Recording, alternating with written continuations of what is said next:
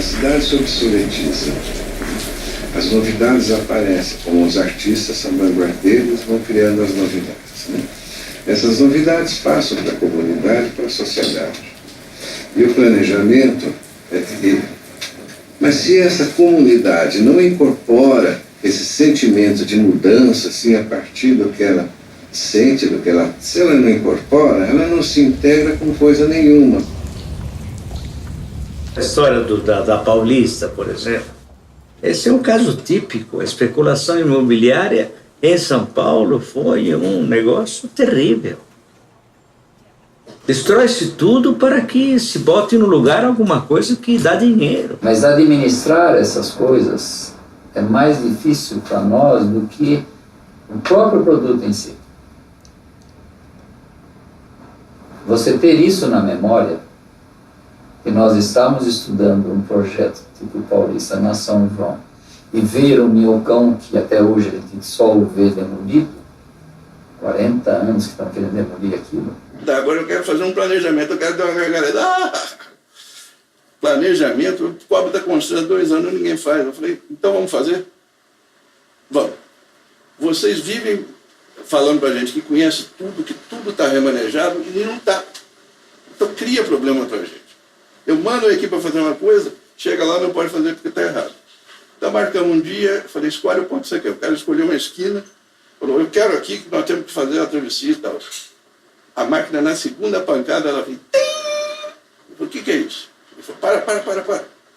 Era uma passagem de gás. Se eu metesse, conseguia explodir aqui atrás. Temos um plano diretor. E não sentimos nada, não? Temos um plano diretor, não acompanho pela imprensa, não consigo acompanhar pela imprensa, não consigo acompanhar por meios nenhum. O que é esse plano diretor para a cidade de concreto? 2002 até hoje, e não vimos nada. Eu ando pela Berrini, por exemplo, a certeza que vai aparecer Batman, acompanhado pelo Robin. Eles vão voar por sobre a minha cabeça na Berrini, porque aquilo é Gotham City. Então você fica pensando, bom, nós somos o quê? Uns utopistas, a gente é uns bananas. Um é a Paulista, que eu vivo perseguindo isso daí, porque ninguém acredita nesse troço. Esse troço você está falando me dá uma tranquilidade, porque eu achava que todo mundo sabia desse projeto. E ninguém sabe e acha um absurdo o projeto. Outra coisa importante de lembrar é que o estoque que fazia a Paulista já era do estoque da prefeitura antes do Figueiredo Ferraz assumir. Estamos na Paulista porque a prefeitura pediu ao escritório Figueiredo Ferraz, que era uma firma de engenharia, para fazer a Avenida Paulista rebaixada, passando continuamente embaixo de todas as transversais. Eu já tinha o MASP, tinha tudo, e ele tinha aquela paixão pela Paulista, e eles desenvolveram então esse projeto, que seria o projeto de do metrô, embaixo de tudo, depois em cima uma via expressa, como é aqui no início, hoje na saída ali da Consolação. Uhum. Era para ser, eu não sei se em 2 partes ou numa só, mas enfim, era para ser a Paulista daquele jeito, com aquela via expressa e em cima, então, os acessos no nível da rua.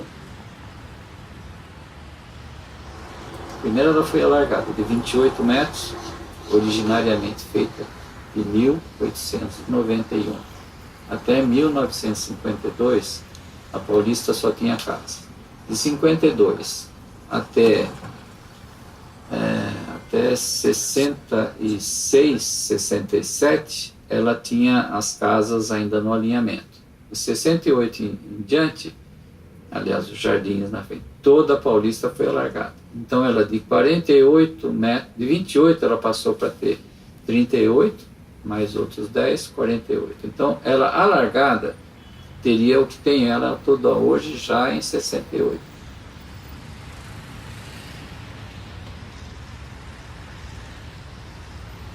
Havia uma consciência na cidade da importância da Avenida Paulista como um corredor principal e um corredor não só que liga 2 pontos importantes da cidade, mas a cidade cruza pela Paulista. Então, ali era um centro nervoso da cidade. O Ferraz era não só um técnico, dizer que ele era um técnico é uma calúnia. É uma calúnia, é uma difamação. porque ele era um técnico, ao mesmo tempo um intelectual brilhante. Ele falava várias línguas, eu acho que 9, lia, escrevia russo, sueco, já não me lembro quais, francês, inglês. Tinha uma cabeça muito avançada no tempo, gostava de música. Essa visão de que ele era um técnico era provavelmente o aspecto mais notório da vida profissional dele, que apareceu. Sem as costumeiras ingerências, ele criou lentamente algumas reações subterrâneas. E aí esse engenheiro solicitou que eu estudasse urbanisticamente esse desenho viário. Ele chamou meu pai porque era um homem que tinha um currículo enorme e ele sabia que os militares aceitariam pelo currículo que ele tinha. O Laudo Natel insistiu em ter o Figueiredo Ferraz como prefeito porque ele precisava de um nome para evitar a continuidade do Maluf. Quando ele foi convidado, ele ficou muito contente, porque ele, através do escritório, ele conhecia São Paulo profundamente, já havia feito vários projetos para a cidade, então ele sabia o que precisava da cidade, ele sabia das necessidades, os gargalos, ele sabia tudo isso, e mais, ele sabia como funcionava essa estrutura de projetos com construtoras, com tudo isso, e ele achava que ele poderia ajudar muito, e a preocupação dele era, de fato, deixar uma marca na cidade, que a cidade pudesse, durante muitos e muitos e muitos anos, usar esses projetos como uma coisa benéfica. Figueiredo Ferraz, no governo federal, foi muito bombardeado através dos órgãos de informação. Se você meter a broca, você vai encontrar a história. No subsolo de um prédio, você pode encontrar uma história escondida fantástica. O projeto estava andando e estava indo às mil maravilhas e correndo muito rápido, porque era a urgência de entregar a obra, não só pela obra em si, mas pelo inconveniente que estava causando na cidade. Isso era feito a céu aberto, então eles queriam terminar logo a obra para devolver aquele trânsito, né, normal para a cidade. Arqueologia, né? Eu vou fazendo buraco, vendo o que tinha antes aqui, para compreender melhor o que está aqui em cima.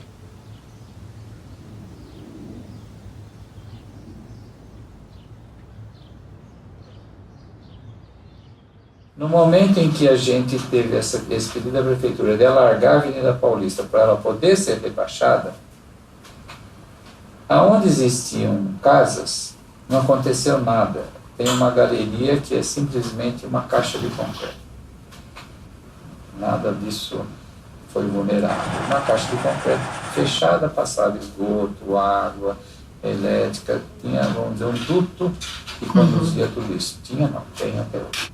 Aonde existiam os prédios, que é o caso de um jornaleiro que ele morava embaixo. Ele abria o piso da banca dele, descia e morava embaixo nesses buracos, que eram garagens antigas.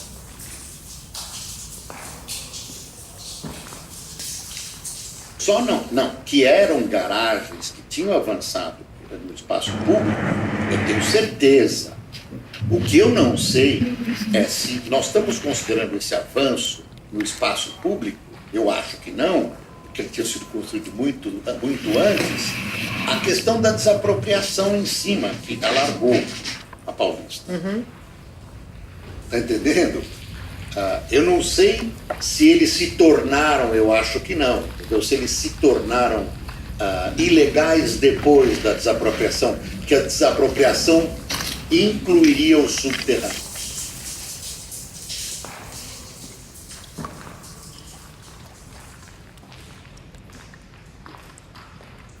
Com ele eu sabia o seguinte, por ocasião da construção dos prédios, espertamente em vários prédios, eu não sei todos, eu não sei os endereços.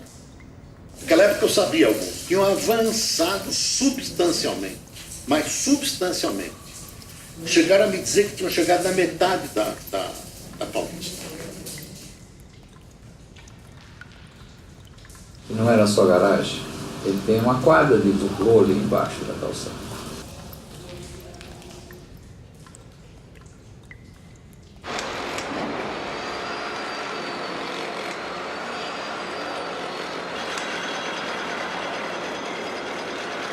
Ninguém liga para o país. Os senhores do poder, aqueles que o Raimundo Fauro chama dos donos do poder, eles estão pouco ligando para o país.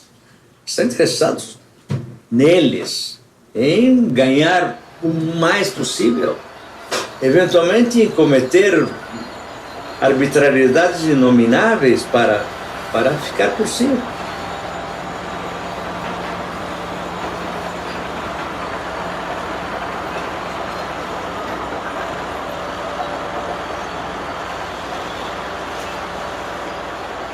Então depois vieram os militares. Aí os militares fizeram muita coisa, esculhambaram, o Teofilo foi o cara que mais meteu a mão, arrumou tudo. Começaram a pôr militar como diretor de hospital, diretor de escola, diretor de tudo isso. Acabou. Só que os militares faziam no Congresso um apêndice apenas para mascarar uma democracia que não existia. Mas hoje a democracia continua mascarada, porque o poder do Palácio do Planalto é ditatorial, é imperial.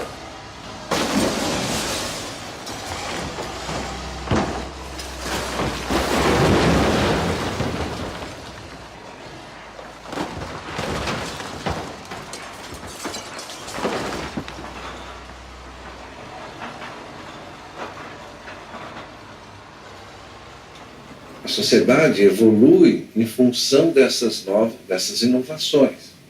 Mas ela precisa incorporar isso não só como solução do problema imediato dela, inventar uma cultura de inovação, de mudança. Né? A abertura democrática, a redemocratização do país, ela veio num momento de um país muito urbanizado, com a população muito mobilizada. Aquilo foi acolhido naquela Constituição. Era preciso fazer um exercício para desmontar essa representação. No caso do Brasil, como é muito autoritário, tudo muito centralizado, todas as decisões são feitas por medida provisória e são votadas no Congresso, e aí é o caos ali. Mas é feito para isso, né? Para você retirar do Congresso, da representação política, poder para que você consiga exercer a coisa centralizada. E você, para fazer isso, tem que ter uma margem de corrupção se você não consegue fazer. Eu sou otimista em relação ao Brasil, no médio prazo, digamos, quem sabe até no curto, mas não sou nem um pouco otimista em relação ao homem no longo prazo. Acho que o homem é um bicho que não deu certo. Prefiro os chimpanzés.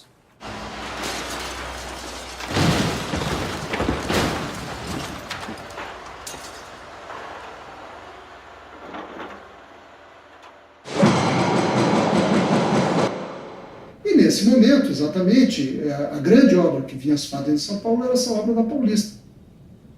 E essa obra da Paulista, ela já vinha, ela estava sendo vista já como uma grande obra da prefeitura e tal. Vai ser zero da Paulista, quase zero. Por quê? Porque para fazer o metrô da maneira mais barata, nós vamos precisar abrir essa trincheira, que se fala trincheira.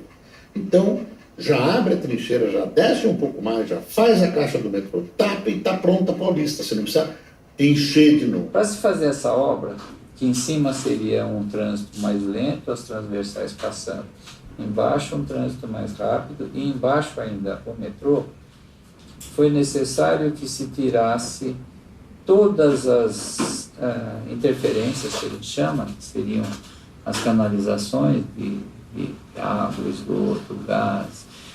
Naquela época não existia fibra ótica, etc. Mas existia, vamos dizer, todo um sistema que era muito aprimorado já, porque a Avenida Paulista já começou bem, né? Então era feito um buraco, ia batendo, enfiava aquela armação, concretava. Depois é que ia escavar. Quando o Laudo começa a ter dificuldades com a mídia, com a imprensa, ele vinha fazendo uma política partidária, enfim, eu não sei exatamente, mas ele começou a ter um tipo de postura que desagradava os jornais criticavam.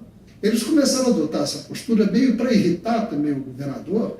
Tudo que o governador fazia estava errado e eles criticavam. E tudo que meu pai fazia, podia ser a coisa mais banal do mundo, eles elogiavam como sendo grande feito, como sendo grande coisa.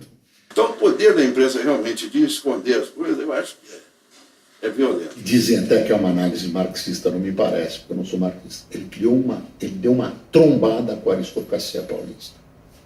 A frase é essa. Quem cunhou essa frase para mim foi um cara que depois se tornou muito amigo meu, que era um cara brilhante, que era um jornalista que dirigiu a Folha, que era o Cláudio Abramo, e com quem eu tive um encontro, eu como secretário de imprensa, ele falou, cuidado, Boris, vocês vão ter, por virtude, e ele que cunhou essa frase, uma trombada com a aristocracia paulista. E me revelou alguns pontos dessa trombada que eu levei para o Ferraz, que era uma análise política, no sentido mais amplo da política. Não esse rame-rame nomeou aqui, não nomeou aqui, era uma visão política. Acabou. Eu não aguento mais a pressão, o trânsito em São Paulo está impossível, e eu vou parar essa obra.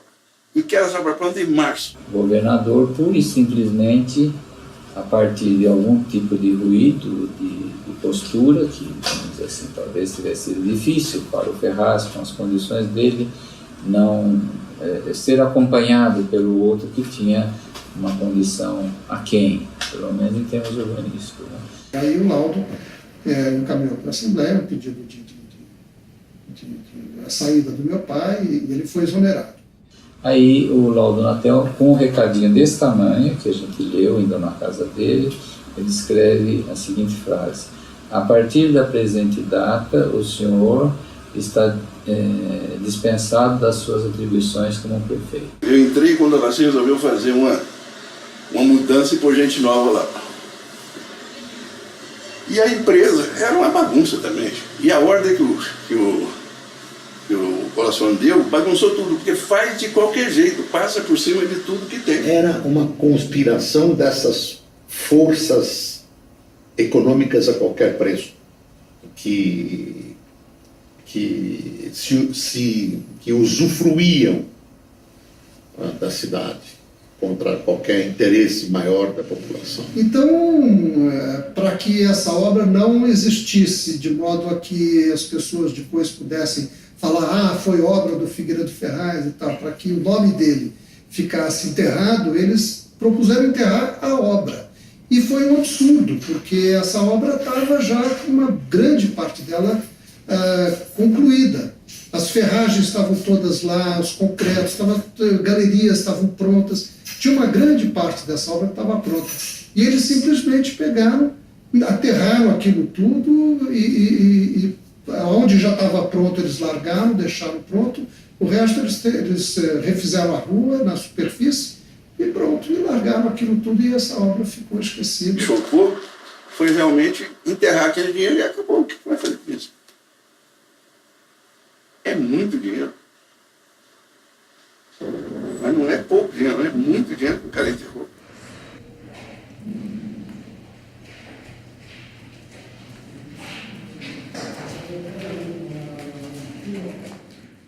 E a cidade, ela é educadora.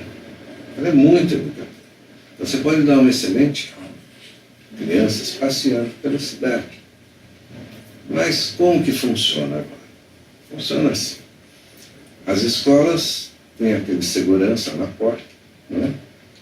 A mãe põe ele dentro do carro, para o carro, desce, entra lá para dentro. O contato que ele tem na cidade é pela janelinha do carro. É aquilo que ele sabe. Ninguém decodifica aquilo que ele vê.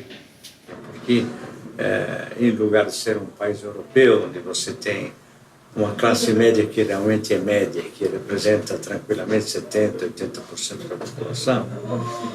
Aqui você tem gente que tem a aspiração, ou sequer a tem, porque não tem uma clara consciência da cidadania, e que pode ser conquistada para uma visão diferente e nova. Uma sociedade que precisa de um novo contrato social. E nesse contrato social, cada um avalia aquilo que pode abrir mão.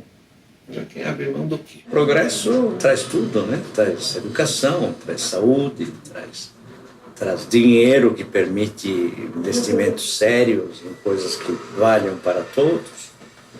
E esses donos do poder que nunca perceberam que uma sociedade mais igualitária é o bem de todos, faz bem para todos, né?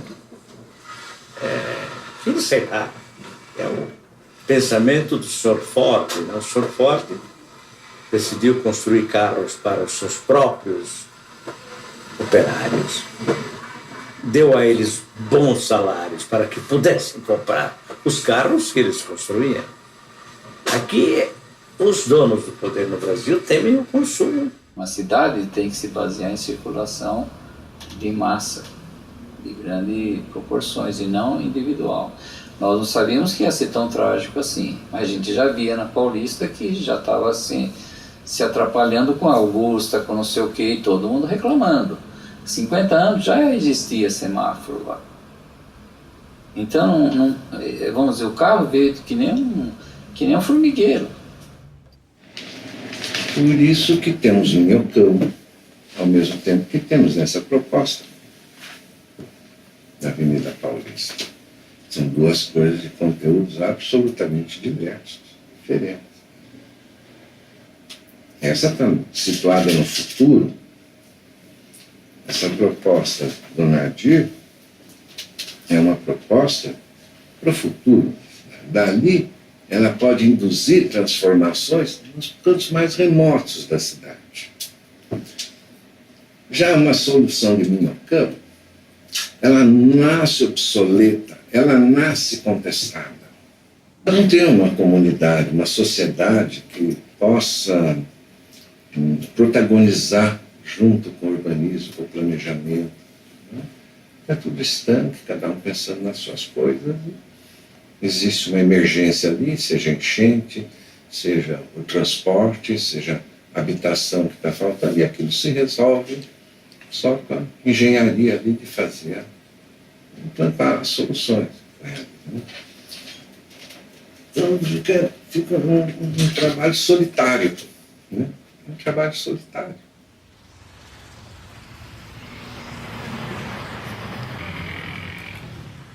Foi. Agora que você me falou, realmente, eu brinquei com você, eu fui cordeiro da Paulista, sem querer. E não era para ser.